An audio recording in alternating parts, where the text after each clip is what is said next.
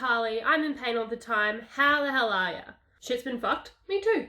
Today is the 1st of May, meaning that this is the start of Fibromyalgia Awareness Month. So, fuck yes to everyone who has fibro. Really shit, but you're here, so you should be proud of that. Yesterday, on April 30th, I had my pain management appointment, which was over the phone because of this virus. It's the end of the world as we know it. Instead of an hour appointment, which it normally is, it was a 20-minute phone call, which, I'll take because, no one else is helping me. So when you first called, there was your general pleasantries of, hi, how are you? All good, it's horrible, whatever.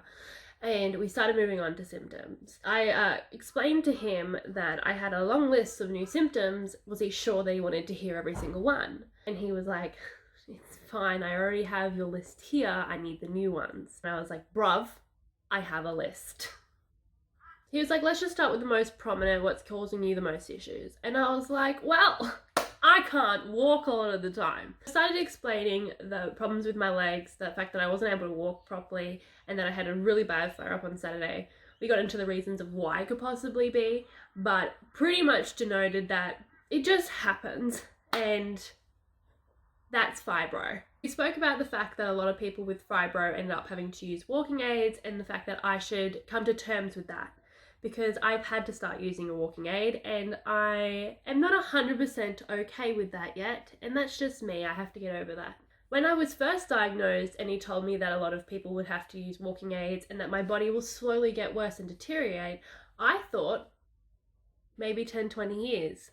I didn't think now. Anyway, he told me that I would need to come to terms with the fact that I need to use a walking aid, and that, I might end up hurting myself a lot more if I don't, because I have pride. So pretty much told me to get the fuck over myself and preach it, son. I have nothing against him for that. We then started talking about medications, and I had recently been told that the best thing for fibro patients is Lyrica and benzos. Mind you, I was told by a pharmacist who googled something on his computer, so I wasn't putting all my eggs in this basket that these medications were going to fix me.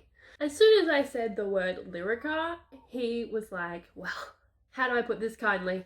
Don't fucking do it. I was like, what do you mean? He was like, Lyrica is shit and it's going to be horrible for you. Okay, it can't be worse than tramadol, but righto. He was saying because your body will get tolerant to it really quickly, that they'll start me out on a dose, I'll get tolerant, and then they'll have to up my dose, and then they'll just keep upping my dose into the point where they'll have to take me off it, and that taking me off it is going to be a pain in the ass because I will become addicted.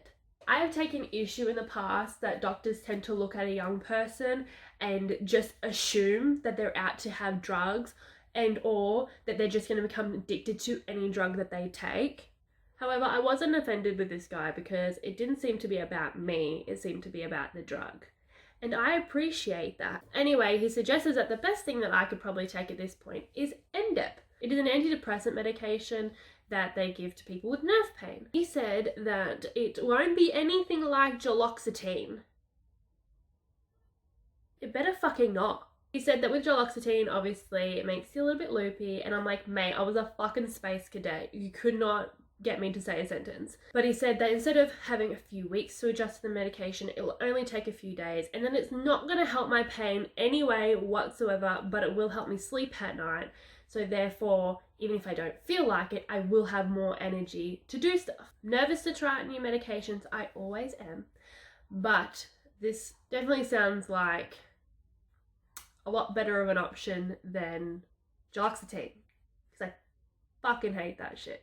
Anyway, we move on to some other symptoms I've been having. I'm having extreme face pain. I'm having lightning headaches. My ankles and my wrists have been really bad. I've had dead arm. I've had all these other symptoms.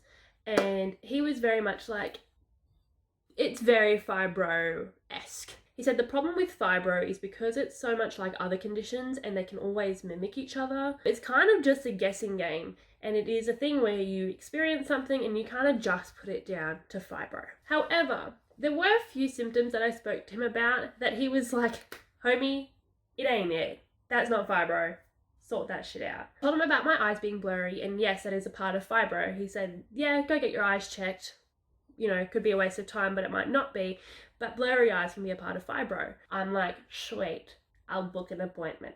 And then I brought up bruising because yes, I am falling over a bit more and I am bumping into things a lot more. However, there are big bruises for like the smallest things. Other times I can tell you that my entire backside is bruised, but it won't look like it's bruised. And more often than not, I just have bruises and I'm like, did I go sleepwalking? Did I have a punch on in my sleep? Kai. The other thing that apparently isn't very fibro is the fact that I feel like a pulsing in my legs and my lower body.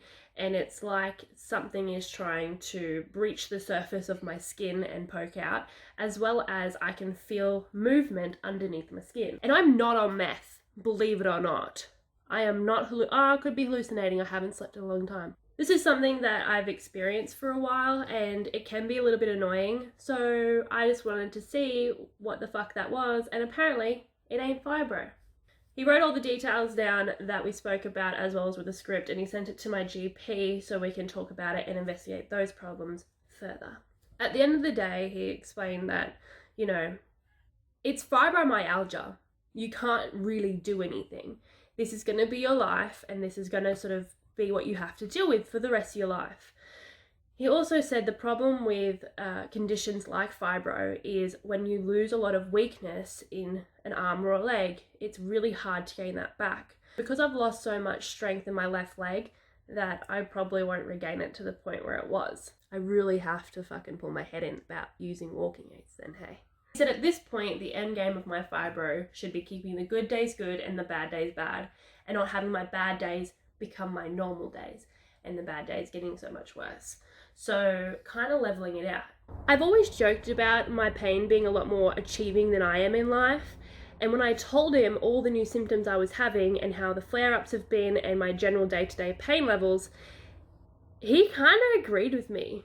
The way that he put it is that my fibromyalgia is progressing aggressively. So he's going to give me a call in 8 weeks just to sort of catch up and see how I'm reacting to the NDEP and if anything has gotten better, and if this trajectory of pain keeps getting worse, then we need to sort something else out. Then again, he reiterated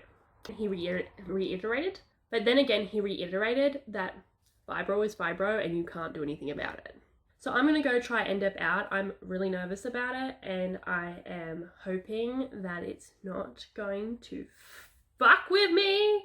I'll let you guys know how I'm going on it and how I react to the medication and if it actually helps me or not, what the side effects I'm experiencing. If you've had experience with NDEP or any other medications that have helped you, or if you've also had to come to terms with using walking aids, let me know your experiences, please, because I don't like going into this shit blind. You can always comment below. You can find me also on social media. I'm on Instagram and Twitter.